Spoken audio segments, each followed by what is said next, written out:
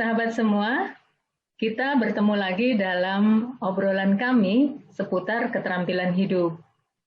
Keterampilan hidup adalah kemampuan untuk berperilaku adaptif dan positif yang membuat kita dapat menyesuaikan diri dengan tuntutan dan tantangan hidup sehari-hari secara efektif. Nah, ada 10 jenis keterampilan hidup yang beberapa di antaranya sudah pernah kami bahas sebelumnya. Jadi silakan Anda mengikutinya dalam serial video di channel kami ini.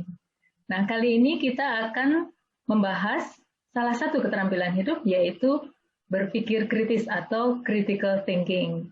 Nah, saat ini sudah ada teman saya, seorang psikolog, yang akan kita ajak ngobrol, yaitu Mbak Widya. Halo Mbak Widya. Apa kabar? Halo Mbak Anas, puji Tuhan kabar baik. Gimana kabarnya Mbak Anas? Ya, baik-baik saja Mbak.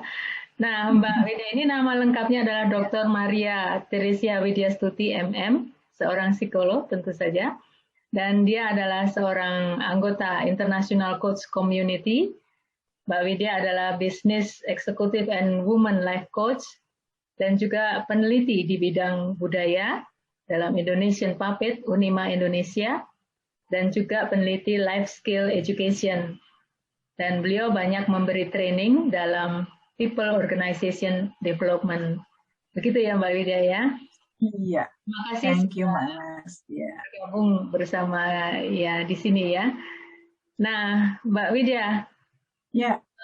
Kita tahu bahwa manusia itu dianugerahi kemampuan untuk berpikir dan juga berperilaku dan juga punya perasaan ya. Atau di dalam addiction recovery itu biasa kita sebutkan istilah feeling, thinking, action ya. Bagaimana kita punya perasaan, lalu melalui proses thinking, berpikir, lalu bagaimana kita bertindak atau beraksi.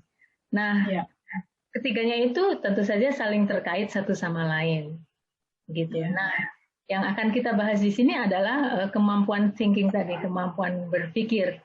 Dalam hal ini berpikir secara kritis ya. Nah, kita akan tanya ke Mbak Widya nih, apa sebetulnya definisi dari critical thinking atau berpikir kritis ini, Mbak? Oke, saya share dulu ya Mbak ya. Ya.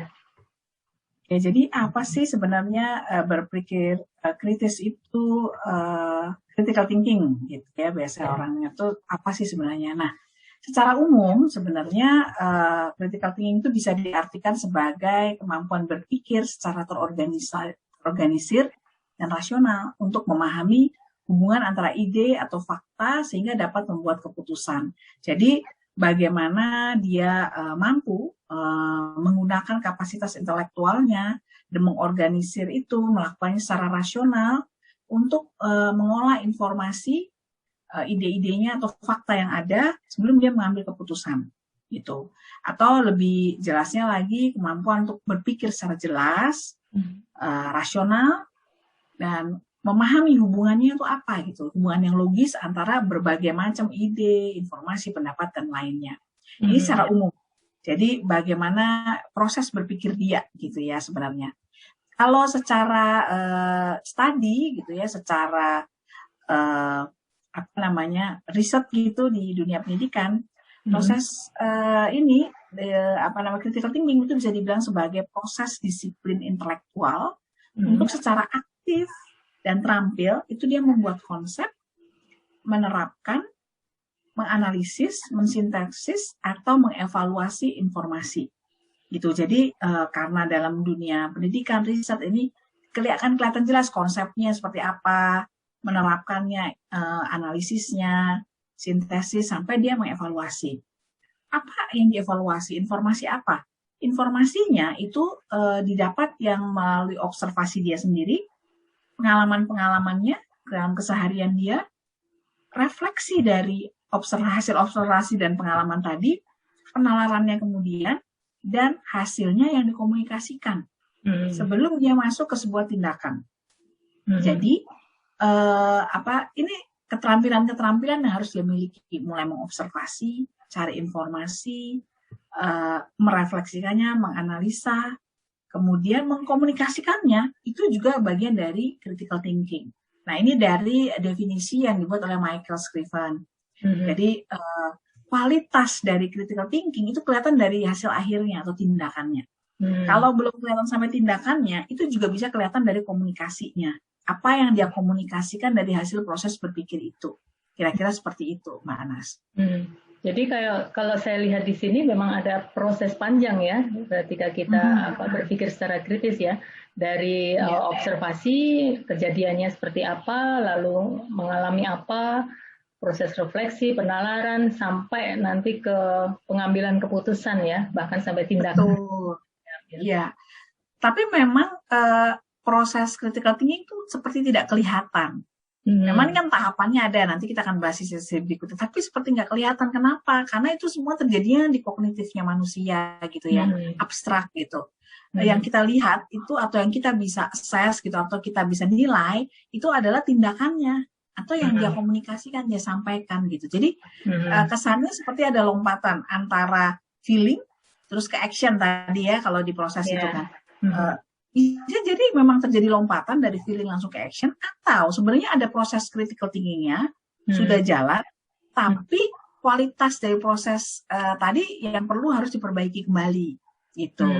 Sehingga memang kita melihat proses orang itu critical thinking-nya tuh oke apa tidak itu ya dari tindakannya yang diambil atau hasil pengambilan keputusannya kah atau komunikasinya, kira-kira seperti itu Mbak Anas. Tentu saja kalau saya lihat itu membutuhkan waktu ya yang cukup agak lama untuk proses berpikir secara kritis ini ya Mbak Widya. Iya, betul. Ya. Nah mungkin kadang-kadang orang terlalu cepat menjalankan proses berpikirnya ini sehingga nampaknya mungkin ketika feeling langsung dia beraksi tanpa ada jeda waktu yang agak panjang untuk berpikir gitu ya.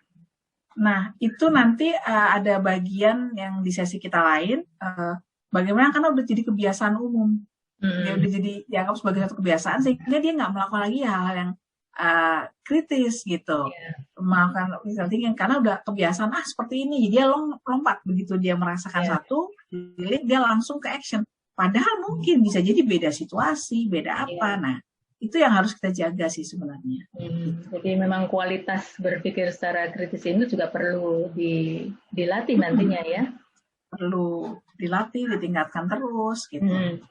Saya kira seperti itu.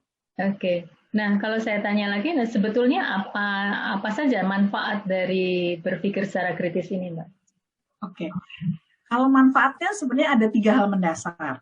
Manfaatnya sebenarnya banyak sekali, cuma 3 hal yang mendasar yang bisa menjawab ini ya kondisi sekarang gitu, kondisi kita dalam kehidupan sehari-hari. Yang pertama itu adalah dalam kehidupan sehari-hari itu kan kita terus ditantang ya dengan berbagai macam persoalan. Kita ditantang untuk menyediakan solusi-solusi dari setiap permasalahan. Hidup itu kan isinya tantangan dan permasalahan yang harus kita selesaikan. Nah, critical thinking ini merupakan salah satu tools atau proses yang bisa menjawab hal itu. Itu satu. Kemudian kedua, itu juga menjadi dasar untuk pengembangan dan peningkatan diri kita. Karena di sini di critical thinking itu kita dituntut untuk terus mengembangkan diri gitu. Jadi itu bisa menjawab proses bagaimana kita mengembangkan diri, meningkatkan diri kita, kapasitas kita, itu bisa dengan critical thinking. Ketiga, itu ini sudah lebih spesifik lagi, meningkatkan peluang mendapatkan pekerjaan yang lebih baik. Ini untuk anak-anak yang baru mencari kerja atau nggak baru lah, tapi bagaimana dia ingin bekerja itu akan kelihatan dari bagaimana dia merepresentasikan dirinya gitu pada saat dia akan masuk dalam sebuah organisasi. Tapi ada hal lain itu kan yang akan masuk gabung dengan organisasi.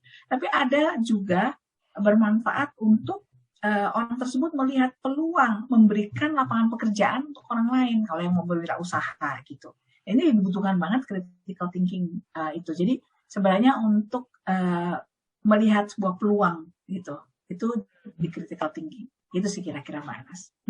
Jadi banyak sekali ya ternyata memang manfaat dan sebetulnya memang dalam kita menghadapi segala situasi pun kita harus memakai berpikir secara kritis ini ya Mbak ya. Iya betul, setuju Mbak. Oke, nah Menarik sekali obrolan tentang berpikir kritis ini. Di sesi selanjutnya kita akan membahas bagaimana langkah-langkah berpikir secara kritis ini. Jadi saksikan kami terus. Kita akan ketemu lagi ya Mbak Widya di sesi-sesi. Ya. Terima kasih. Terima kasih Mbak Nas. Ya.